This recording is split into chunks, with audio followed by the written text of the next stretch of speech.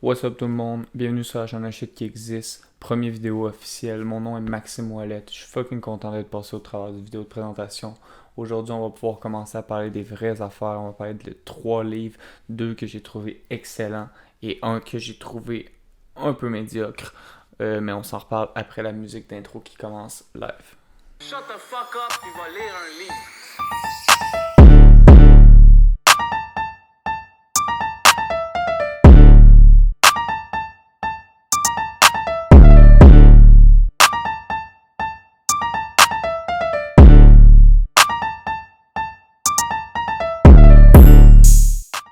J'ai choisi comme premier roman Je suis fatigué de Dany Laferrière, paru en 2005.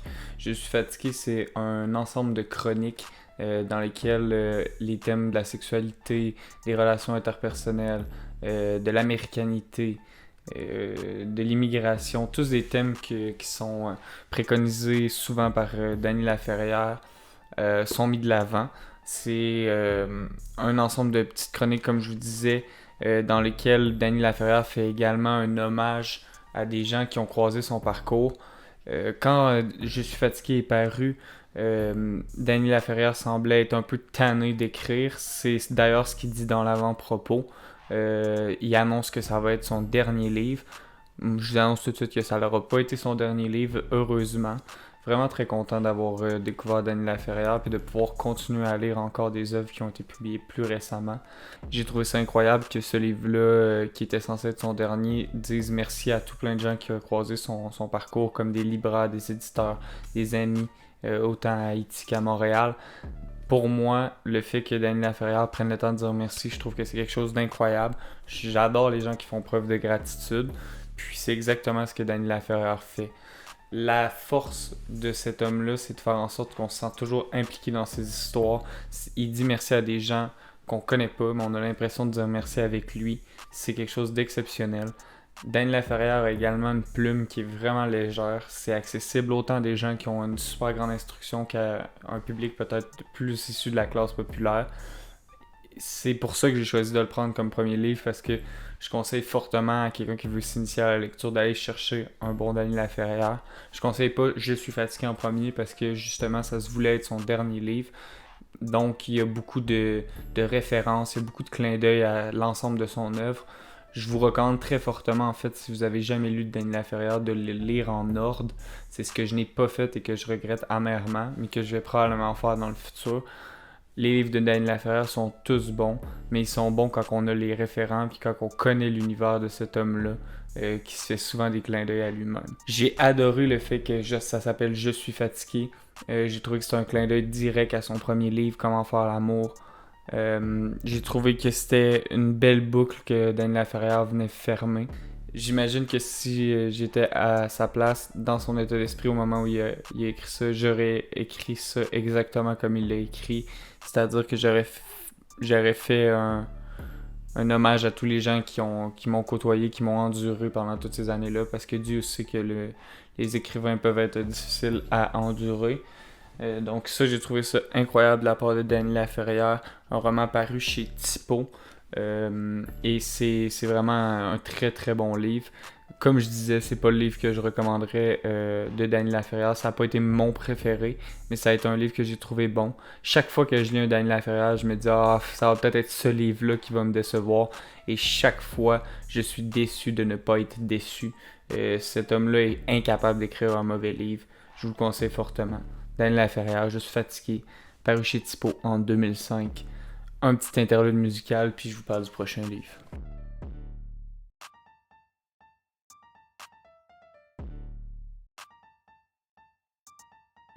J'ai également lu cette semaine Un enfant à ma porte de Ying Chen, roman paru chez Boréal en 2009.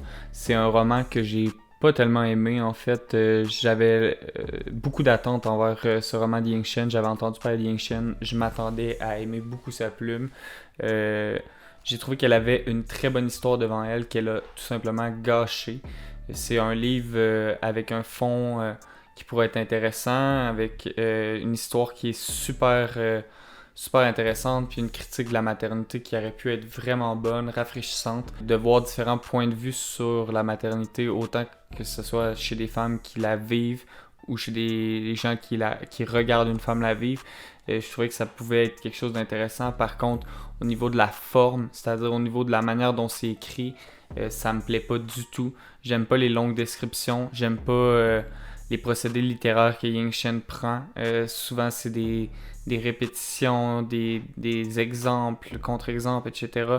Il y a beaucoup de choses que j'aurais pu apprécier de ce roman-là. Malheureusement, c'est un roman qui me laisse sur ma faim.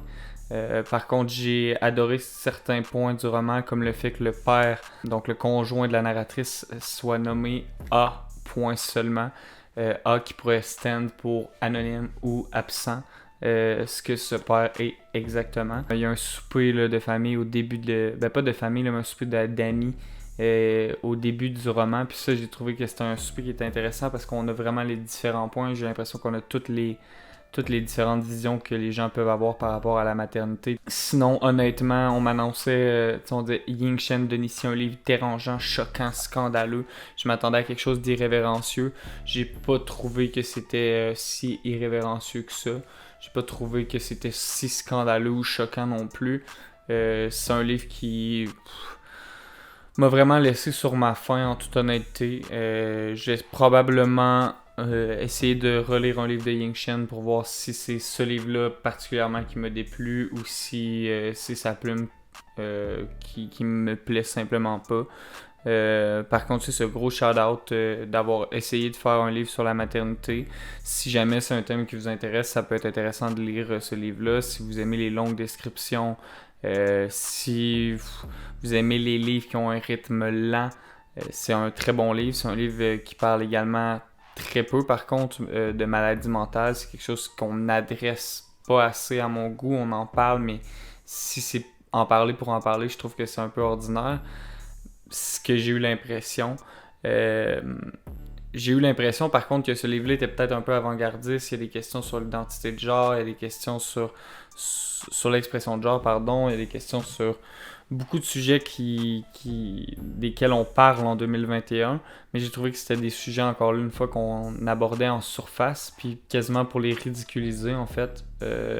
Donc, j'ai trouvé ça avant-gardiste, mais en même temps, pas vraiment. J'ai trouvé que c'était un livre qui était correct, là. Honnêtement, c'est pas ce livre-là que je vous conseillerais de lire parmi mes 150 livres, j'ai l'impression. Je vous laisse sur un petit interlude, puis on a un autre livre à commenter tout de suite après.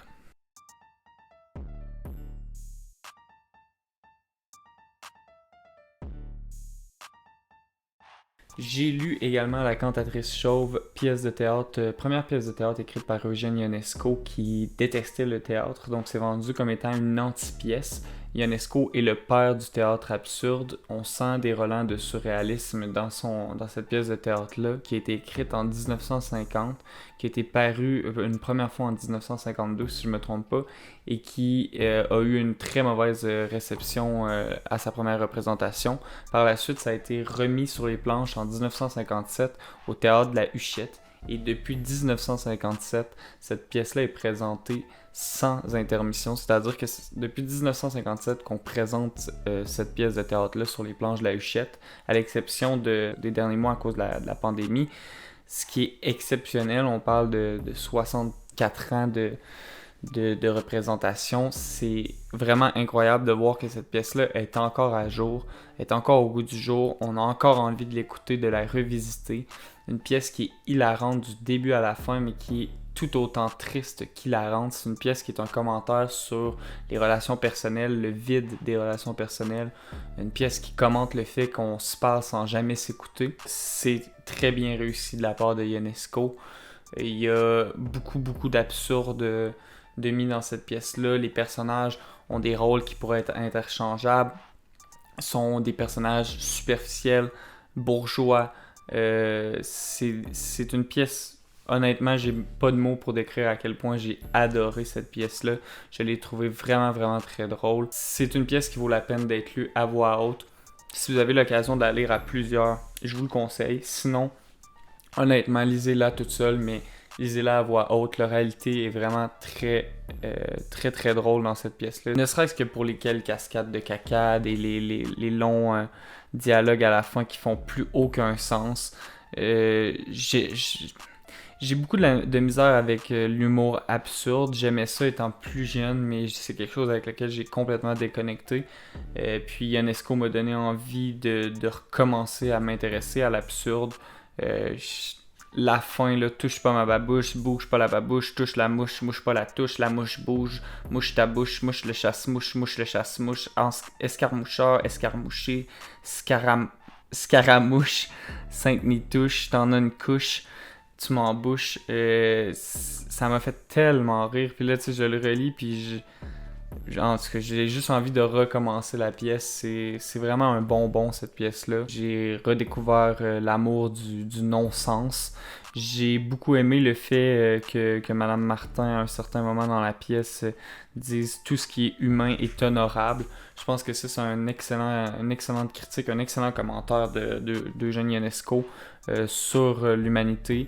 Il faut se rappeler qu'on sort au moment où est-ce qu'il écrit cette pièce-là de la Deuxième Guerre mondiale. Puis je pense que c'est quelque chose qui a potentiellement dégoûté Eugène Ionesco. Je pense que ça a dégoûté plusieurs intellectuels. C'est probablement ce qui a fait en fait que Eugène Ionesco a eu envie d'écrire une pièce absurde pour pouvoir montrer en fait que l'humain ne s'écoute plus puis que ça l'amène des grands dangers puis que l'humain est loin d'être honorable. Je trouve que cette phrase-là glissée dans une pièce absurde n'est pas anodine. J'ai trouvé ça vraiment incroyable quand je suis tombé sur cette phrase-là. C'est une pièce que j'aurais envie de lire plusieurs fois. J'ai vraiment... Je comprends pourquoi cette pièce-là, ça fait 64 ans qu'elle est jouée. C'est un bijou de la littérature française. Je vous la recommande très, très, très fortement.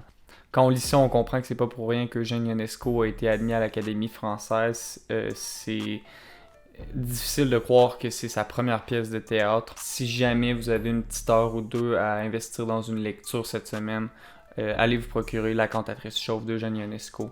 Un bijou, honnêtement, vous le regretterez pas. Petite interlude musicale, puis on y va pour la section suggestion de la semaine.